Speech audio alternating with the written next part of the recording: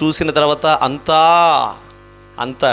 అయిపోయిన తర్వాత లాస్ట్లో వృద్ధాప్యంలోకి వచ్చినప్పుడు ఏదైనా భక్తి చేయాలి, కానీ ఇప్పుడు ఏమిటిరా బాబు అంటుంటారండి కొంతమంది. ఎవరైనా బాప్తిసం తీసుకుంటానన్నా, లేకపోతే ఇంకెవరైనా భక్తి జీవితంలో కొనసాగిస్తూ ఉన్న లోకస్తులు కావచ్చు, మరి దేవుని నమ్ముకున్న బిడ్డలు కూడా ఇప్పుడే ఎందుకు అనే మాట అంటుంటారండి. అసలు భక్తికి మూలం ఏంటో తెలుసా? బాల్యమే. బేస్మట్టం లేకుండా మనం ఇల్లు కట్టలేమండి. కట్టినా ఒకవేళ అది ప్రాబ్లం అయిపోద్ది. అందుకని బాల్యములోనే మనం భక్తిని అనుసరించాలి, లేదా భయభక్తులు కలిగి జీవించాలి. జాగ్రత్తగా దేవుని వాక్యాన్ని మనం గమనించినట్లయితే ప్రియ దేవుని సంఘమా, చాలామంది ఏం చేస్తూ ఉన్నారంటే, రెండు విషయాలు మీకు తెలియజేస్తాను. బాల్యము నుండి ఏ విధంగా మనము దేవుని వాక్యాన్ని విని నేర్చుకోవాలో, ఆ తదుపరి మీకు ఒక మాట చెప్పాలనుకుంటా ఉన్నాను. భక్తిపరులైన తల్లిదండ్రులు, భ్రష్టులైన పిల్లలు. కొంతమందిని బైబిల్లో మీకు పరిచయం చేస్తాను, వారికి కూడా. అందుకనే బాల్యమే భక్తికి మూలము. అందుకనే ఒక మాట చెప్తారు. మరి ఎందుకు ఆ సంవత్సరం అనే దయాకిరీటమును ధరింపజేస్తూ ఉన్నాడు? మరొక సంవత్సరం బ్రతకమనే ఆయుష్ కాలాన్ని ఎందుకు పొడిగిస్తూ ఉన్నాడు? ఇచ్చాడా? అందరికీ ఇచ్చాడా? మనం ఆలోచన చేయాలి. దేవుడు దయాకిరీటం అనే ఒక సంవత్సరాన్ని ఇచ్చాడు. ఎదుగుటకు దేవుడు అందరికీ దయాకిరీటాన్ని ఇచ్చాడు. ఈ దయాకిరీటాలన్నిటిని మనము ధరింపజేసుకొని జీవ కిరీటాన్ని సంపాదించుకోవాలి. చెప్పండి, ఏం సంపాదించుకోవాలంట? పొడిగిస్తూ ఉన్నాడు కదా. వీటన్నిటిని బట్టి మనం ఏం సంపాదించుకోవాలి అంటే, మనకిచ్చిన భూమి మీద ఇచ్చినాడు, ఆయుష్కాలను పొడిగిస్తూ ఉన్నాడు. ఎందుకయ్యా అంటే, హ్యాపీ న్యూ ఇయర్ అని చెప్పుకుంటూ బాటిల్ పెట్టుకుని చికెన్ పోకు ప్రవేశించడం కాదు, కానీ క్యాలెండర్ అన్నీ మారుతున్నాయి. కానీ మనిషి దేవుడు ప్రతి వారికి దయాకిరీటం, సంవత్సరం అనే దయాకిరీటమును ధరింపజేసి ఆయుష్కాలను పొడిగిస్తూ ఉన్నాడు. కాబట్టి ప్రతి పుట్టినరోజు కూడా మనం ఇదే వాక్యాన్ని ప్రతి సేవకులు చదువుతారు. ఏమంటారంటే, సంవత్సరమును దయాకిరీటమును నువ్వు ధరింపజేసావు, నీ అడుగుల జాడలు, చెప్పండి, నీ జాడల సారము వెదజల్లుచున్నది. అందుకని భక్తికి మూలం బాల్యమేనండి. చిన్నతనము నుండే మన పిల్లలను మీరు చూస్తే 3వ అధ్యాయము 14వ వచనాన్ని ఒకసారి మీరు పరిశీలన చేయండి. చేయునుగాక. చదువుతారండి ఒక మాట.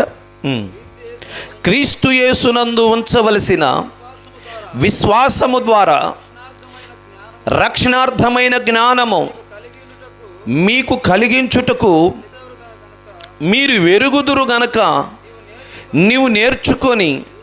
కానీ దేవుడిచ్చే జ్ఞానం, పైనుండి వచ్చే జ్ఞానం చేస్తుంది ప్రేమన దేవుని సంగమా. అందుకంటున్నాడు, బాల్యము నుండి నేర్చుకునిన సంగ రూఢి అని నమ్మావో, పరిశుద్ధాటి ప్రకారం నడుచుకుంటూ నిలకడ జ్ఞానములు కలిగి దేవుని కొరకు నీతిగా ఎదగుతారండి. చిన్నతనము నుండే, బాల్యము నుండే దేవుని గుర్తెరిగి అక్కడ ఉన్న పిల్లలందరూ వచ్చేసి పిల్లలందరూ వచ్చేసి మందిరంలో కూర్చొని కీర్తన గ్రంథం కూర్చున్న చోట చక్కగా చదివేశారండి. వారు చదువుకునేవి పెన్సిళ్ళు అవన్నీ ఇచ్చేసాను, సంతోషం. చిన్నతనము నుండే మనము దేవుని వాక్యము నేర్పించగలిగితే వాడికి ఇచ్చే గొప్ప బహుమానం లేదా గొప్ప ఆస్తి అంతకంటే తల్లిదండ్రులు ఇంకేం ఉండదండి ప్రేమ బిడ్డలారా. అందుకని చిన్నతనము నుండే మనకి నేర్పించాల్సిన బాధ్యత తల్లిగా తండ్రిగా మన మీద ఉంది అనే సత్యాన్ని మీరు గమనించాలని దేవుని పేరు తెలియజేస్తా ఉన్నాను. ఇక్కడ ఏమంటున్నాడు చూడండి జాగ్రత్తగా. ఏమంటాడండి? క్రీస్తు యేసునందు ఉంచవలసిన విశ్వాసము ద్వారా రక్షణార్థమైన జ్ఞానము నీకు కలిగించు. నేర్చుకున్నావు కదా, ఏమిస్తుందంటే జ్ఞానమునిస్తుంది. రెండోది రక్షణ కలుగు చేస్తూ ఉందండి పిల్లలకి. ఏం కలుగు చేస్తుందంటే జ్ఞానమును కలుగు చేస్తూ ఉంది, రక్షణ కలుగు చేస్తూ ఉంది. దేవుని వాక్యము చిన్నతనము నుండి మన బిడ్డలకు నేర్పించాలి. ద్వితోపదేశ కాండములో ఇశ్రాయేలు ప్రజలకు మోషే ప్రవక్త ద్వారా అంటాడు, మీరు కూర్చున్నప్పుడు, లేచినప్పుడు, పండుకున్నప్పుడు, త్రోవన వెళుతున్నప్పుడు పెంచండి అనే మాట తెలియజేస్తాడు ప్రేమ బిడ్డలారా.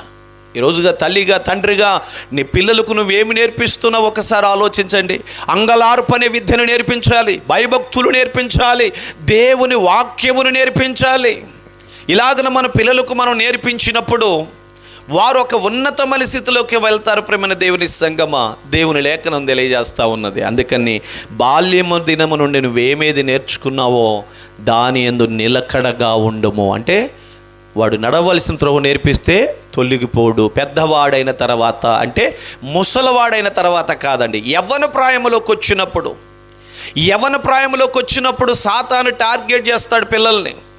ఈ రోజున చాలామంది యవ్వనస్తులు డ్రగ్స్కి అలవాటు పడ్డారు, తాగుడికి అలవాటు పడ్డారు, సిగరెట్లకు అలవాటు పడుతున్నారు, ప్యాకాట్లకు అలవాటు పడుతున్నారు, లేనిపోని ఆటలకు, లేనిపోని పనికిరాని వాటికి అలవాటు పడి బాల్య దినమందే భక్తిని, దేవుని యందు భయభక్తులు నేర్చుకోలేదు. కానీ విచ్చలవిడిగా లేదా ఇష్టానుసారంగా జీవిస్తూ దేవునికి భయపడకుండా, తల్లిదండ్రులకు భయపడకుండా ఎలాగైతే ఎలా ఉండాలో అలా ఉండకూడని స్థితిలో ఉంటున్నారు. ప్రేమ బిడ్డలారా, పాడైపోయారు.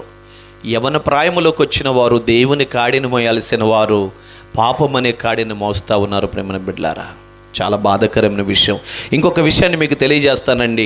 కీర్తన గ్రంథంలో కూడా 71వ కీర్తన 17వ వచనంలో కూడా దావీదు మహాభక్తుడు అంటున్న మాటను ఒకసారి మనం గమనిద్దామండి. రండి, కీర్తన గ్రంథంలో మీరు చూడండి ఒకసారి. 71వ అధ్యాయము 17వ వచనాన్ని మీరు చూడండి.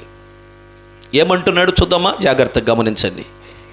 ఆ దేవా, బాల్యము నుండి నీవు నాకు బోధించుచు వచ్చితివి, ఇంతవరకు నీ ఆశ్చర్య కార్యములు నేను తెలుసుకునుచూ వచ్చి తిని అంటున్నాడు.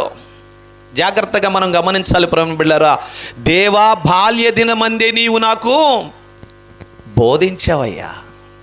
పరిశుద్ధాత్మ దేవుడు వాక్యము ద్వారా మాట్లాడతాడు. ప్రేమైన దేవుని సంగమా, చిన్నతనము నుండి దేవుడు వారితో మాట్లాడుతూ ఉన్నప్పుడు, చిన్నతనము నుండి దేవుని వాక్యమును వారు నేర్చుకున్నప్పుడు, వాక్యమనే త్రోవ నుండి తొలగిపోరు, దుష్టత్వము కలిగి జీవించరు, దేవుని యందు భయభక్తులు కలిగి జీవిస్తారు. ఒక మనిషిని ఆత్మను రక్షించుటకు ఈ భూమి మీద శక్తి కలిగింది ఏది లేదు. ప్రేమ బిడ్డలారా, మనకిచ్చిన బిడ్డల ఆత్మను రక్షించుటకు శక్తి కలిగింది బంగారం కానీ, ఎండి కానీ, లేకపోతే ఇంకా ఏది కూడా పనికిరాదట. యాకోబుగా రాసిన పత్రిక 1వ అధ్యాయము 20 లేదా 21వ వచనం కాంచి మనం చదివితే అక్కడ ఒక మంచి మాటగా రాయబడి ఉంది. లోపల నాటబడిన ఆత్మను రక్షించుటకు శక్తి కలిగినది దేవుని వాక్యము మాత్రమే అని, దానిని సాత్వికముతో నీవు అంగీకరించమని దేవుని మాటలు తెలియజేయబడతాయి. ప్రేమ దేవుని సంగమా, ఆలోచించండి అండి. మనిషి ఆత్మను రక్షించుటకు శక్తి కలిగినది భూమి మీద ఇంకేది కూడా లేదు. ఎండి కానీ, బంగారము కానీ, లేకపోతే భూమి మీద ఉన్న ఈ జ్ఞానము కానీ, మన తెలివితేటలు కానీ, ఇవి ఏమి కూడా రక్షించుటకు వాటికి శక్తి చాలదు. కానీ శక్తి కలిగినది దేవుని వాక్యమే. ఆది యందు వాక్యం ఉండెను, వాక్యమే దేవుడై ఉండెను. అందుకని తెలియచేస్తా ఉన్నాడు, నువ్వు బాల్య దినమందే నాకు బోధించితివి, నాకు బోధించావు, నాకు నేర్పించావు వాక్యం. ఏదైతే నేను నేర్చుకున్నానో, ఏదైతే విన్నానో, ఏదైతే దాని ప్రకారం నడుచుకుంటున్నానో, నీ ఆశ్చర్య కార్యాలు నేను ఇతరులకు తెలియజేస్తూ ఉన్నాను. నేను నేర్చుకోవటమే కాదు, నేను వినటమే కాదు, ఇతరులకు కూడా తెలియజేస్తూ ఉన్నాను అంటున్నాడు. ప్రియ దేవుని సంగమా, ఆలోచించండి. దేవుని వాక్యమును విని దాన్ని నేర్చుకొని దాని ప్రకారం నడుచుకునేవాడు భూమి మీద ధన్యులు. చెప్పండి, ఎవరట? దేవుని వాక్యమును విని దాన్ని నేర్చుకొని దాని ప్రకారం నడుచుకున్నవాడు మాత్రమే గొప్ప ధన్యులు. దేవునికి మహిమ కలుగునుగాక. ఆలోచించండి, ఈ రోజున చాలామంది పాడైపోవడానికి కారణం అదేనండి. తల్లిదండ్రులైన వారు సరైన త్రోవలో నడవకపోక, పిల్లలను కూడా సరైన త్రోవలో పెంచకపోవటం వలన చాలామంది తల్లిదండ్రులకి ఇప్పుడు ఎదురవుతున్న సమస్యలు ఇవే. ప్రేమ బిడ్డలారా, ఎక్కడికి వెళ్ళినా, ఏ మీటింగ్కి వెళ్ళినా, ఏ సభ దగ్గరికి వెళ్ళినా, ఏ గ్రామానికి వెళ్ళినా, ఏ తల్లి వచ్చిన చిన్నగా చెప్పే మాట ఏంటో చెప్పనా? అయ్యా, మా ఓడు చెడిపోయి ఉన్నాడయ్యా, మా ఓడు పాడైపోయి ఉన్నాడయ్యా, మా ఓడు తాగుతున్నాడయ్యా, టయానికి ఇంటికి రావట్లేదయ్యా, చెడు స్నేహాల్లోకి వెళ్ళిపోయాడయ్యా, పాడైన జీవితాన్ని జీవిస్తున్నాడయ్యా, కష్టపడి కోసం ప్రార్థన చేయండి అయ్యా అంటూ ప్రతి తల్లి చెప్పే మాట ఇదే. ప్రేమ బిడ్డలారా, ఆలోచించండి. మన చేతులతో మనమే మన బిడ్డలను వదిలిపెట్టేస్తూ ఉన్నాం. మనమేమో బిజీగా ఉంటున్నాం, వారేమో గజిబిజిగా ఉంటున్నారు. బైబిల్లో మనం అదే చూస్తాం ప్రేమ బిడ్డలారా. చిన్నతనము నుండి దేవుని మార్గములో పెరిగిన వారు ఎలా ఉన్నారో కొంతమందిని పరిచయం చేస్తాను మీకు. జాగ్రత్తగా ఆలోచించండి. చిన్నతనములో నుండే ఎస్తేరు కూడా దేవుని యందు భయభక్తులు కలిగి జీవించిందండి. ఆమె యొక్క ఉన్నతమైన స్థితులకు వెళ్ళిపోయింది. మరియ కూడా ఆలోచించండి. ఆ బెత్లెహేములో ఎంతమంది కన్యకలైన స్త్రీలు లేరండి. అంతమంది ఉండగా ఆమెనే ఎన్నుకోవడానికి, ఆమెనే ప్రత్యేకపరచుకొని ఆమెనే ఏర్పాటు చేసుకోవడానికి కారణం ఏంటి? యెషయా ప్రవక్త ఒక మాట అన్నాడు. ఏమని?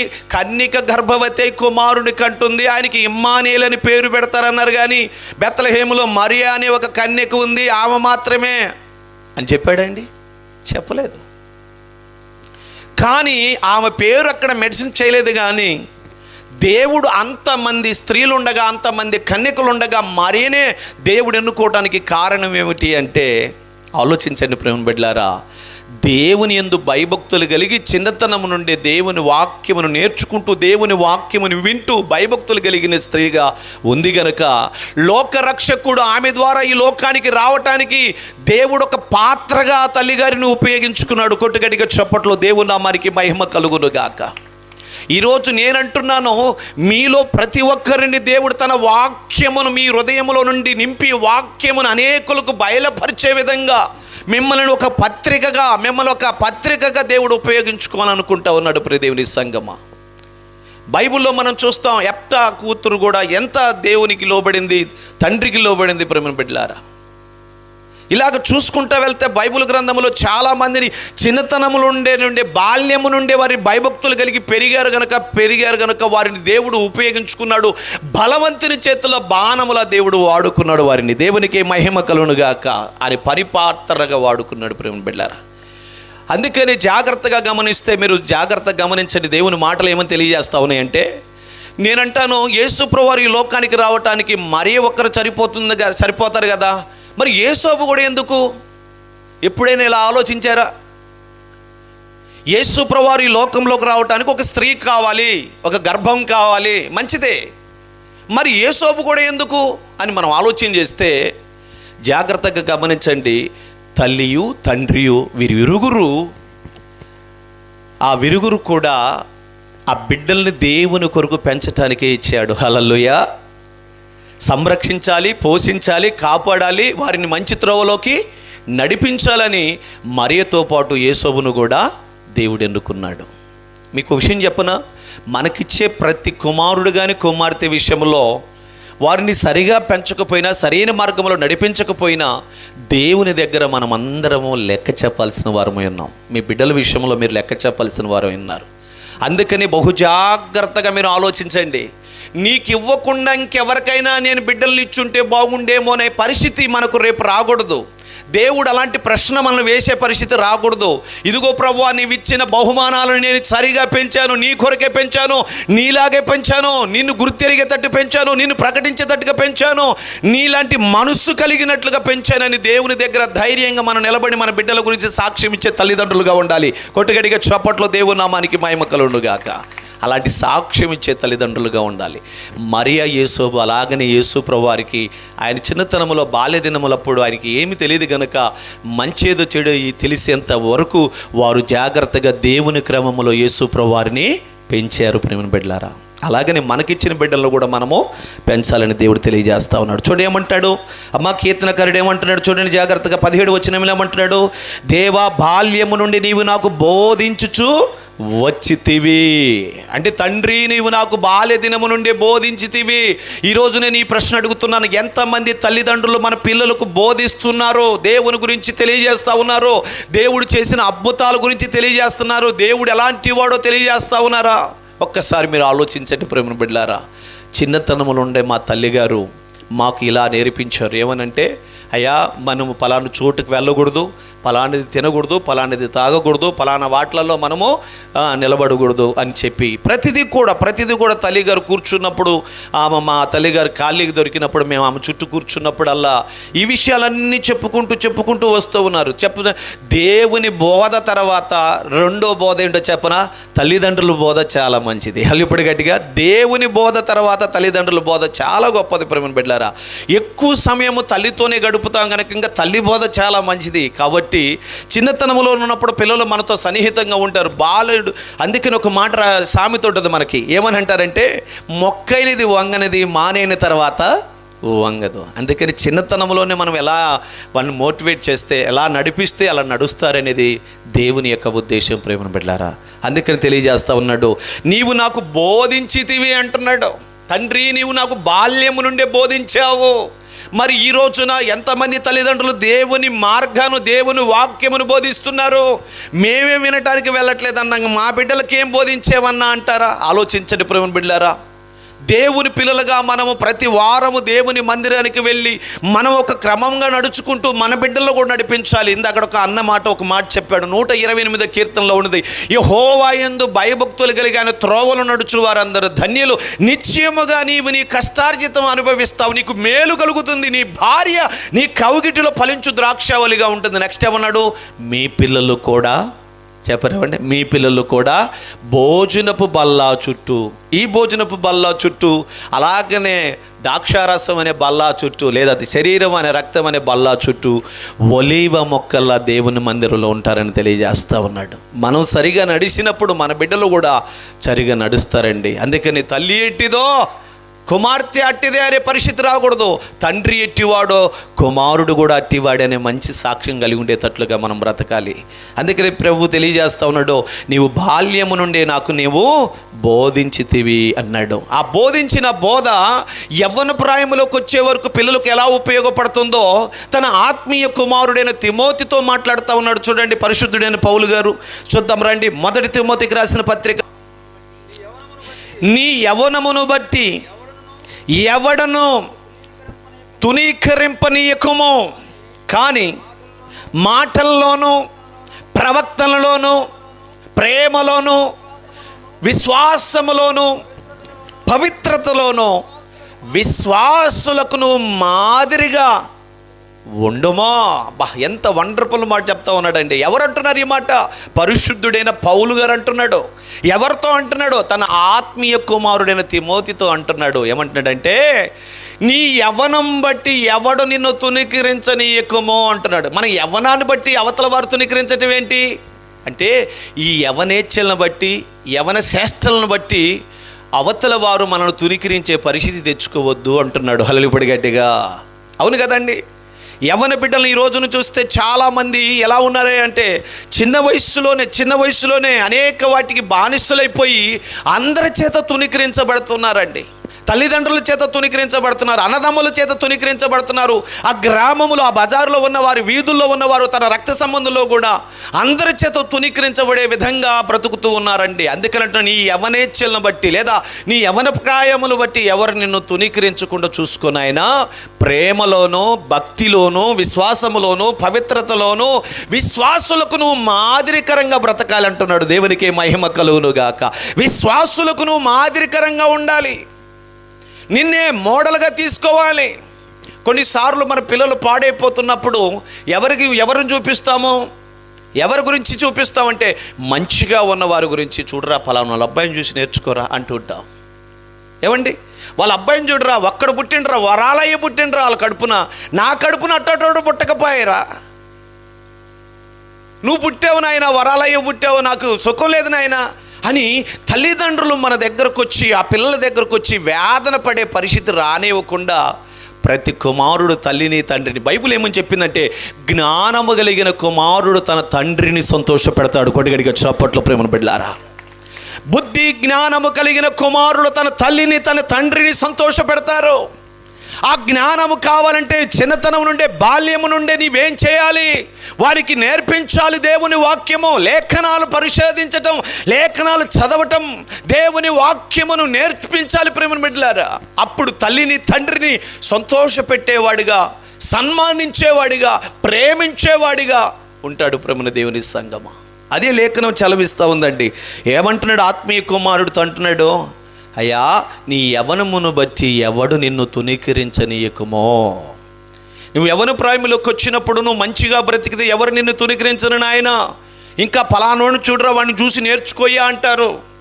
నీ పరిస్థితి బాగోలేకపోతే, నీ ఆలోచనలు బాగోకపోతే, నీ తలంపులు బాగోకపోతే, నీ క్రియలు బాగోకపోతే, నీ నడవడిక బాగోకపోతే అందరూ నిన్ను తునీకరిస్తారు నాయన, అందరూ నిన్ను తీసివేస్తారు నాయన. ప్రేమలోను, భక్తిలోను, విశ్వాసములోను విశ్వాసులకు నువ్వు మాదిరికరంగా ఉండాలి బాబు అంటూ పరిశుద్ధుడైన పౌలు గారు తన ఆత్మీయ కుమారుడైన నేర్చుకుంటున్న తన ఆత్మీయ కుమారుడైన తిమోతికి తెలియజేస్తూ ఉన్నాడు. ప్రేమ బిడ్డలారా, అసలు క్రీస్తునందుంటే మనం నూతన సృష్టిగా మార్చబడాలి. పాతవి మనలో కనిపించవచ్చా? వెలుగులో ఉన్నామంటే ఇంక చీకటి కనపడుతుందా? మీరు చెప్పాలి. క్రీస్తునందుండిన ఎడల, ఎవడైనా సరే క్రీస్తునందుండిన ఎడల వాడు నూతన సృష్టి, పాతవి గతించెను అని అన్నాడండి. పాతవి గతించెను అంటే అర్థం ఏంటి? ఇంక ఉన్నాయనే. ఇప్పుడు మన క్యాలెండర్ మారిందండి, 2025 వచ్చింది. 2024ను మనం అనుసరిస్తామా? ఒకవేళ గుర్తు చేసుకుంటామేమో 2024ని, కానీ 6 రోజులు లేదా ఆ తారీఖులు లేదా ఆ తేదీలు అనుసరిస్తామా అని అడుగుతున్నాను. లేదండి. క్రీస్తునందుండిన ఎడల వాడు నూతన సృష్టి అన్నాడు. మీరు ఆలోచించండి ప్రేమ బిడ్డలారా, క్రీస్తులోకి మనం వచ్చిన తర్వాత, క్రీస్తుని గుర్తెరిగిన తర్వాత ఇంకా పాతవి అనేది మనలో కనిపించడానికి వీల్లేదు. అదే విషయం చెప్తా ఉన్నాడు. ఎవరిని యవ్వనాన్ని బట్టి తునికిరీనీయకు నాయన. నువ్వు ఎలా ఉండాలో చెప్తా ఉన్నాడు. ఎంత ప్రేమగా ఉండాలో, ఎంత పరిశుద్ధంగా ఉండాలో, ఎంత భక్తిగా ఉండాలో తన ఆత్మీయ కుమారుడికి చెప్తున్నట్లుగా తల్లిగా, తండ్రిగా నీవు నీ బోధలో నీ పిల్లలకి ఏమి నేర్పించాలి? ఇదే మాదిరిగా నేర్పించాలి. యవ్వన ప్రాయంలోకి వచ్చావు గనక యవ్వన ప్రాయంలో దేవుని కాడిని మోయాలి కానీ నాయన, పాపం అనే కాడిని మోయొద్దు. నువ్వు దేనికి బానిస కావద్దు నాయన, దేనికి నువ్వు అలవాటు పడకూడదు. ఎవరితో నువ్వు స్నేహం చేయాలో వారితో స్నేహం చేయి బాబు అని చెప్పి తల్లిదండ్రులైన వారు బిడ్డలను కూర్చోబెట్టుకుని వారితో మాట్లాడాలి. అదే చెప్తా ఉన్నాడు ప్రేమ బిడ్డలారా. ఏమంటాడు చదువుదాం మరి. 12వ వచనం ఏమంటున్నాడు? యవ్వనమును బట్టి ఎవడు నిన్ను తునికిరీనీయకుము, కానీ మాటలో కానీ, ప్రవక్తనలో కానీ, ప్రేమలో కానీ, విశ్వాసములో కానీ, పవిత్రతలో కానీ విశ్వాసులకు మాదిరిగా ఉండమో.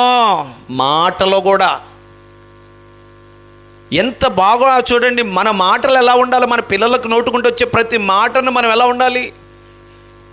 ఈరోజు ఇంత లేడాడు. నేను హై స్కూల్లో ఈరోజు ప్రేయర్ చేసుకుని గ్రౌండ్లోకి వాకింగ్కి వెళ్ళాను. చదువుకుంటున్నాడు, వాడు నోటుకుంటే వినకూడని మాట విన్నాను. నేను వెంటనే అరే ఇట్రా అని పిలిచాను. రావట్లేదు. అరే నువ్వు స్కూల్కి వెళ్తున్నావా అన్నాను. వెళ్తున్నాను. మరి ఏం చదువుకుంటున్నారు, ఏం నేర్చుకుంటున్నారు నువ్వు అంటే, ఏం మాట్లాడుతున్నారు అంటే ఆడు తలకాయ నేలకేసాడు అంతే, ఏం మాట్లాడట్లేదు. మనం ఏం మాట్లాడతాం మన పిల్లలు విని నేర్చుకుంటారా? ఏం మాట్లాడతారు ప్రేమ బిడ్డలారా? ఏది వింటామో, హృదయం ఏది నిండుతుందో చెప్పండి. హృదయం ఏది నిండుతుందో అదే మాట బయటకు వస్తుంది. అది వాక్యముతో మన హృదయం నిండాలి, మన బిడ్డల హృదయాలు నిండాలి. మన పిల్లలు చిన్నతనం నుండే మాట్లాడుతున్న మాటల విధానం ఎలా ఉండాలి? ఎక్కడైనా ఏదన్నా పొరపాటుగా ఏదన్నా మాట్లాడితే వెంటనే వాడిని శిక్షించాల్సిందే, గద్దించాల్సిందే, బుద్ధి చెప్పాల్సిందే. బైబిల్ చెప్తా ఉంది. నేను అందుకే అప్పుడప్పుడు అంటే మీ పిల్లల్ని బండకేసి కొట్టండి అని. అట్టేసి కొట్టారు, లేనిపోయింది బాబని చెప్పాడని. మీ పిల్లల్ని బండకేసి కొట్టండి ఒకసారి ఇక్కడ చెప్పాను, మీకు గుర్తుందమ్మా? ఏ బండకేసి కొడతారేంటి? సుద్దరాయా, నాపురాయా? దేని పడి దానికేసి కొట్టబాకండి. క్రీస్తు అనే బండకేసి కట్టండి. హల్లెలూయా. వారిలో ఉన్న ప్రతిదీ తొలగిపోద్ది. ఇప్పుడు సొక్కా మురికైంది అనుకోండి, మనం సబ్బెట్టేసి దేనికేసి కొట్టేస్తాం? బండకేసి ఉతికేస్తాం. అప్పుడు ఏమైపోతుంది? అందులో ఉన్న మురికి తొలగిపోతూ ఉంది. మన కంది కలాలు చేస్తాం. కంది గింజలు బయటకు రావాలంటే పొట్టు పోవడానికి మనం ఏం చేస్తాం? కలవలో ఒక బండేసి ఆ బండ మీద వేసి కొట్టేస్తాం. అప్పుడు పైన ఉన్న పొట్టు అంతా ఏమైపోద్ది? తొలగిపోతుంది. అలాగనే మన పిల్లల్లో ఉన్న చెడు భావం, చెడు ఆలోచనలన్నీ కూడా క్రీస్తు అనే బండకేసి కట్టడం వల్ల లేదా అంటు కట్టడం వలన అవి తొలగిపోతూ ఉంటాయి. దేవునికి మహిమ కలుగును గాక. అందుకని దేవుడు వాక్యం అలా చలవిస్తూ ఉంది. మాటలో కూడా ఎలా ఉండాలట మన పిల్లలు మాటలు ఎలా ఉండాలట?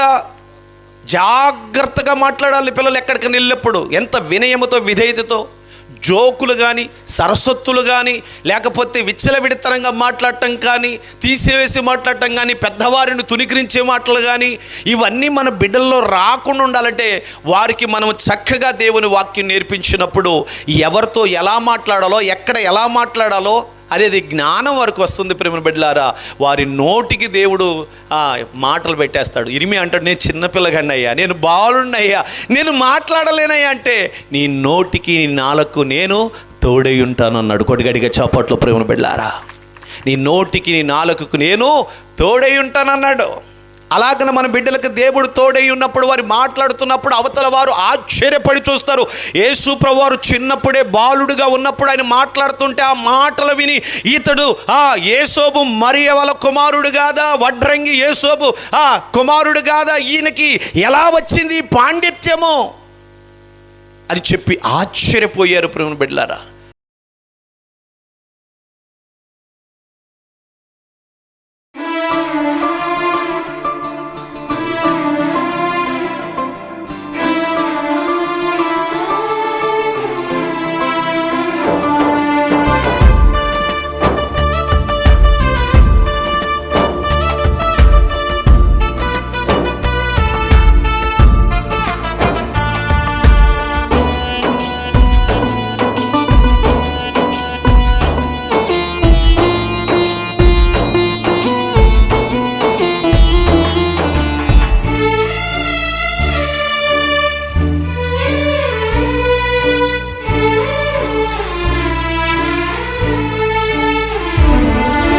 అడగక మునిపే అన్నీ ఇచ్చావు,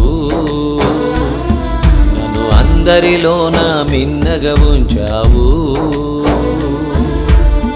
సృష్టికర్త యేసయ్యా, నీకు సాటి ఎవరయ్యా, నీ రుణం నేనెట్లు తీర్చగలనయ్యా, నీ రుణం నేనెట్లు తీర్చగలనయ్యా. అడగక మునిపి అన్నీ ఇచ్చావు,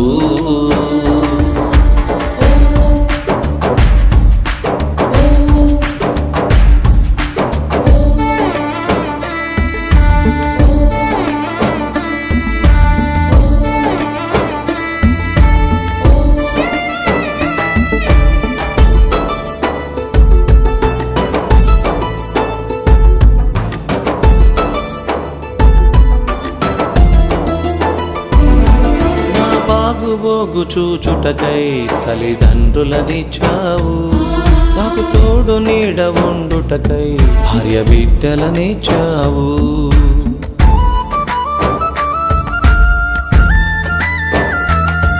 నా బాగుబోగు చూచుటకై తల్లిదండ్రులనిచ్చావు, నాకు తోడు నీడ ఉండుటకై భార్య బిడ్డలనిచ్చావు.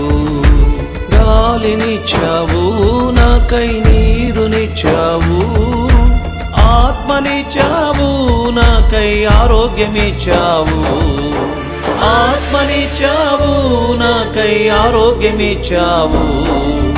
అడగక మునిపే అన్నీ ఇచ్చావు, నన్ను అందరిలోన మిన్నగా ఉంచావు.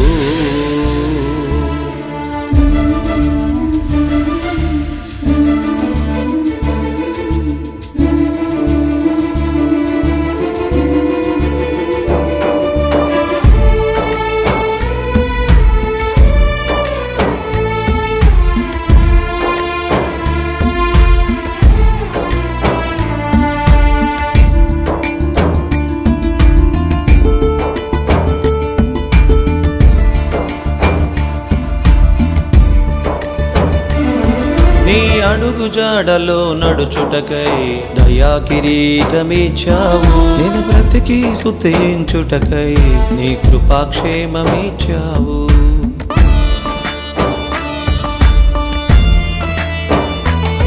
నీ అడుగు జాడలో నడుచుటకై దయా కిరీటమిచ్చావు, నేను బ్రతికి స్తుతించుటకై నీ కృపాక్షేమమిచ్చావు. బుద్ధినిచ్చావు, నాకై జ్ఞానమిచ్చావు, బలమునిచ్చావు, నాకై ఆయుష్నిచ్చావు, బలమునిచ్చావు, నాకై ఆయుష్నిచ్చావు. అడగక మునిపే అన్నీ ఇచ్చావు, నన్ను అందరిలోన మిన్నగా ఉంచావు.